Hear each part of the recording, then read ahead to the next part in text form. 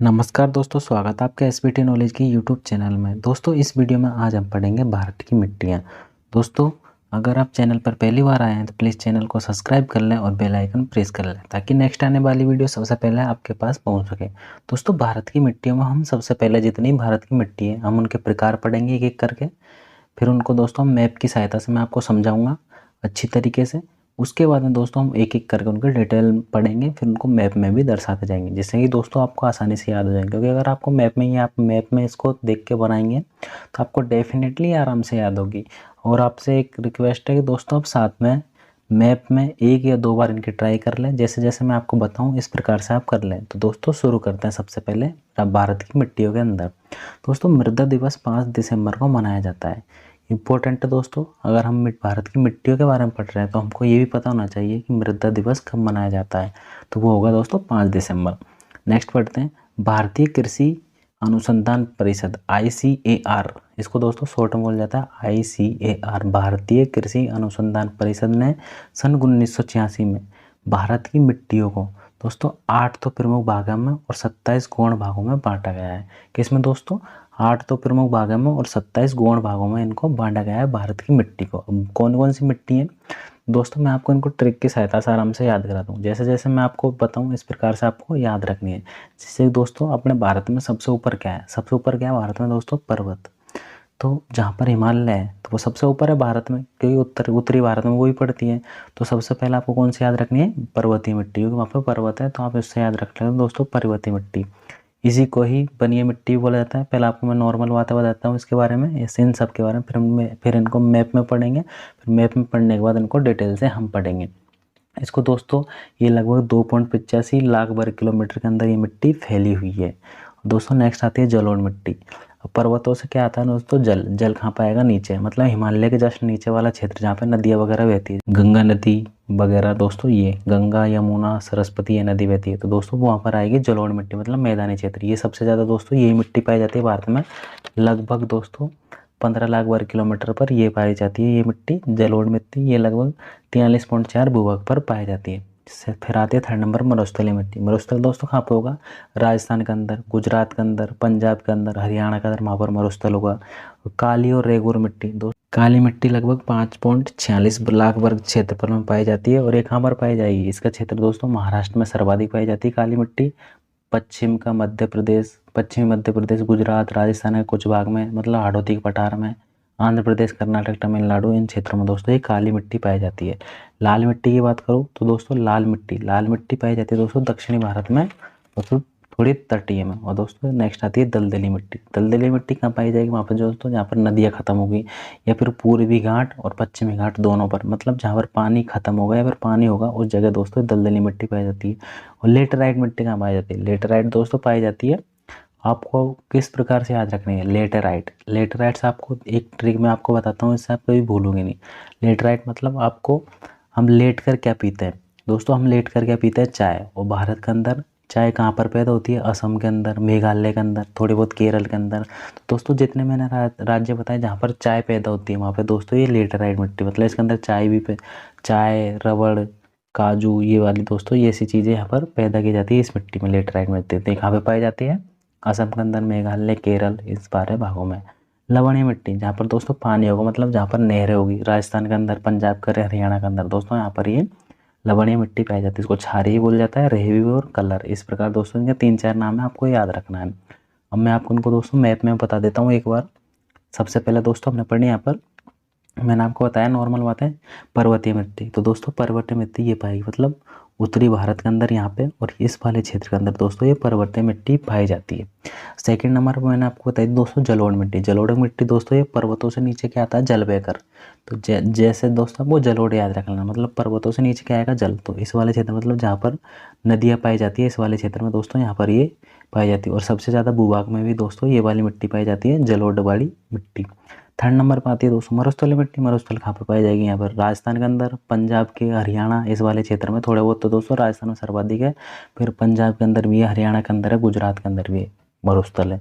लाल मिट्टी दोस्तों मैंने आपको बताया इस वाले क्षेत्र में, ये आप क्षेत्र देख रहे हैं, तमिलनाडु, केरल, झारखंड, पश्चिम बंगाल कुछ भाग में, इस वाले क्षेत्र में दोस्तों ये मिट्टी पाई जाती है, लाल मिट्टी।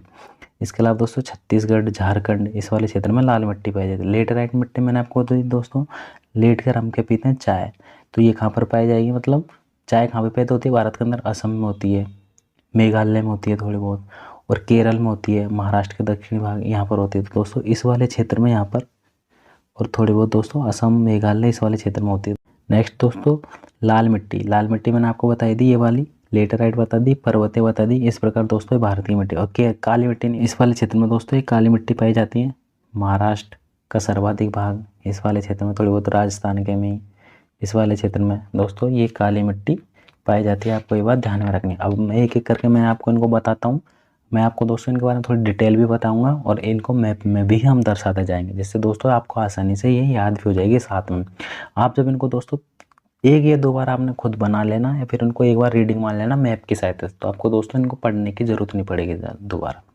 अब एक एक करके दोस्तों हम इनको पढ़ लेते हैं, इनमें दर्शाते थे कहाँ पर ये पाई जाती है। जैसे कि दोस्तों ये पहली है पर्वतीय मृदा, इसको दोस्तों वनीय मृदा भी कहा जाता है, और भारत के दोस्तों लगभग 2.85 लाख वर्ग किलोमीटर ये मृदा पाई जाती है। पर्वतीय मृदा कहाँ पाई जाएगी, यहाँ पर दोस्तों पर्वत होंगे, और भारत के अंदर सबसे ज़्यादा पर्वत कहाँ है दोस्तों, हिमालय वाली श्रेणी में यहाँ पर, और ये इधर का भाग दोस्तों यहाँ पर इस जगह क्षेत्र पर ये पाई जाती है।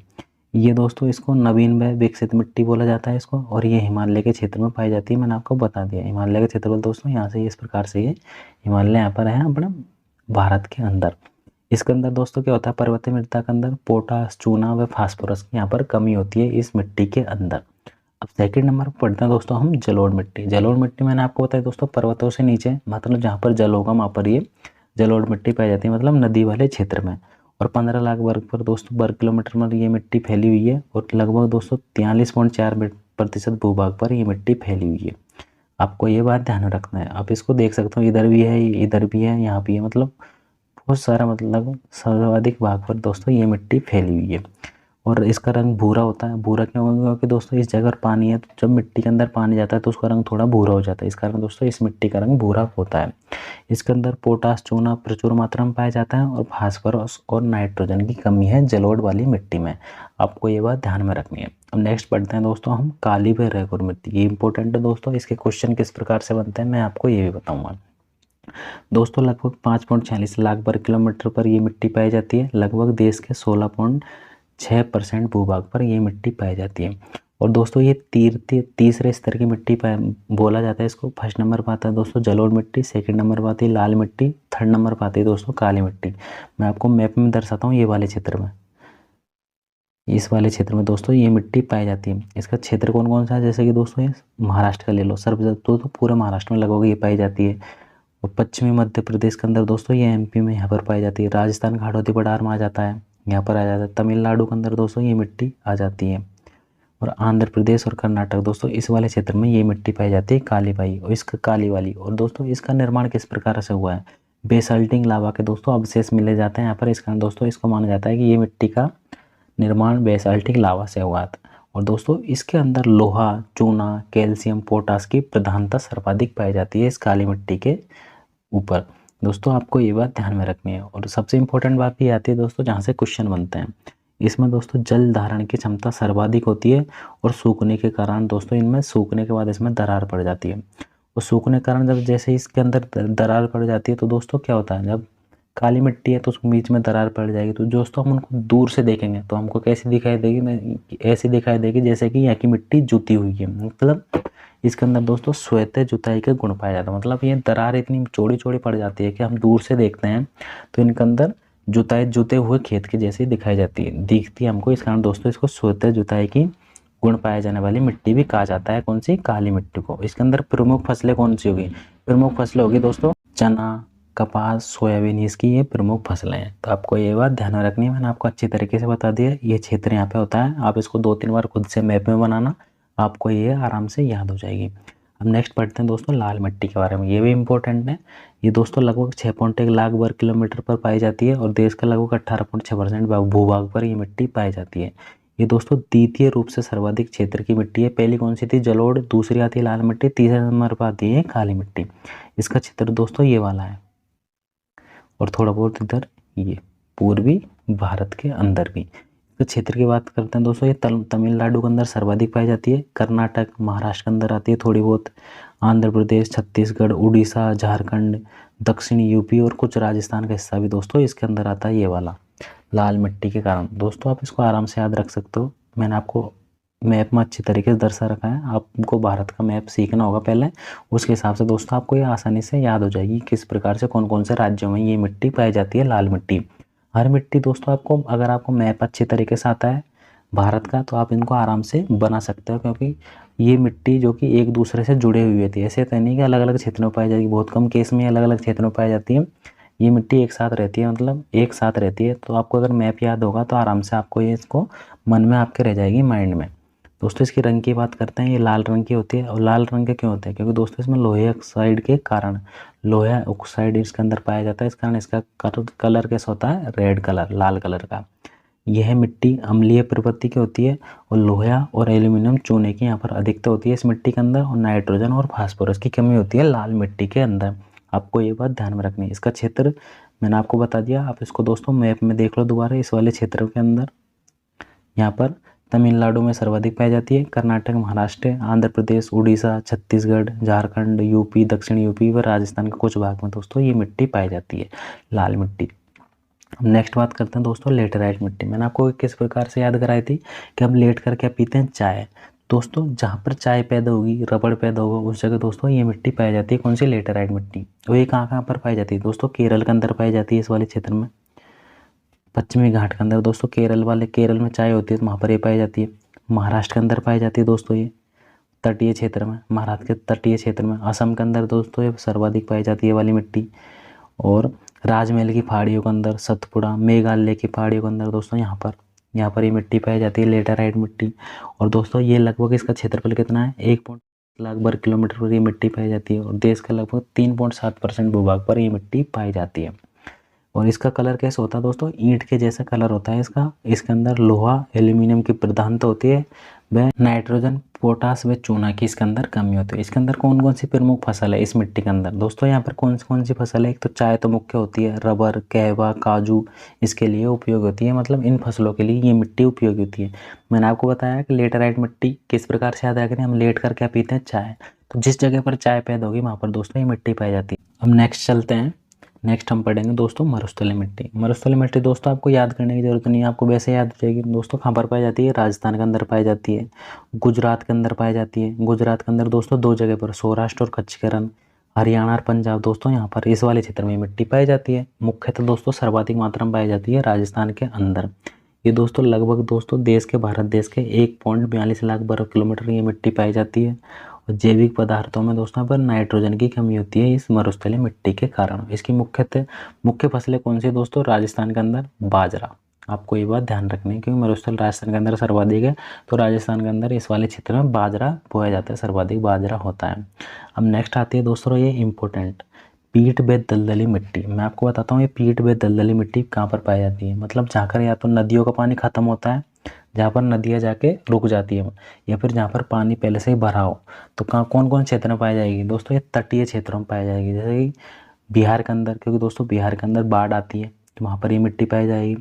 तटीय दोस्तों तमिलनाडु के अंदर ये मिट्टी पाई जाएगी, और इस वाले क्षेत्र में दोस्तों ये मिट्टी पाई वाले क्षेत्र में दोस्तों ये मिट्टी पाई जाती है। आपको इसके बाद ध्यान में रखना है।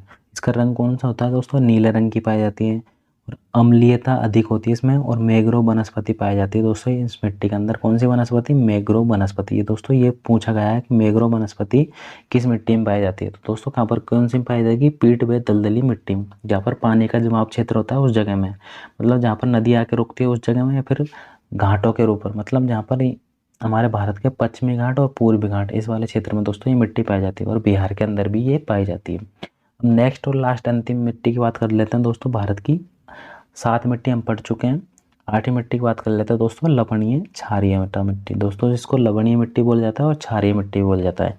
ये दोस्तों देश के लगभग 1.70 लाख वर्ग किलोमीटर पर ये मिट्टी पाई जाती है, लवणीय मिट्टी। इसको दोस्तों क्षारीय बोला जाता है। और इसका क्षेत्र कौन कौन सा होता है? पंजाब, हरियाणा, राजस्थान, बिहार। राजस्थान के अंदर दोस्तों बाड़मेर का यहाँ पर भी ये मिट्टी पाई जाती है, पंजाब के अंदर पाई जाती है। मतलब आपको ये बात ध्यान रखना है कि जहाँ पर नहरों से सिंचाई की जाती है वहाँ पर दोस्तों ये मिट्टी पाई जाती है। मतलब जहाँ पर नहरों से सिंचाई की जाती है, मतलब उस जगह पर ये मिट्टी पाई जाएगी, या फिर वहाँ पर पाई जाएगी यहाँ पर जहाँ पर सिंचाई की जाती हो खेतों की ज़मीनों को, उस जगह पर दोस्तों ये मिट्टी पाई जाती है। कौन सी? लवणीय मिट्टी। इस प्रकार दोस्तों हमारे यहाँ पर भारत की पूरी मिट्टी हमने अच्छी तरीके से पढ़ ली। मैप की सहायता से मैंने आपको एक एक करके यहाँ पर बता दी। आपको इनको 2 या 3 बार खुद को, पहले तो आपको मैप याद करना है, फिर मैप के अंदर इनको भरना है, तो डेफिनेटली दोस्तों आपको ये याद हो जाएगी।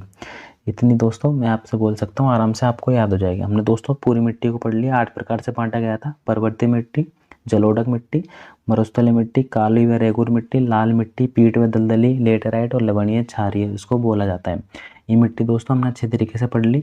दोस्तों आप वीडियो को लाइक करें, इसको ज़्यादा से ज़्यादा शेयर करें। थैंक यू दोस्तों, धन्यवाद। आज की हमारी वीडियो यहीं समाप्त होती है।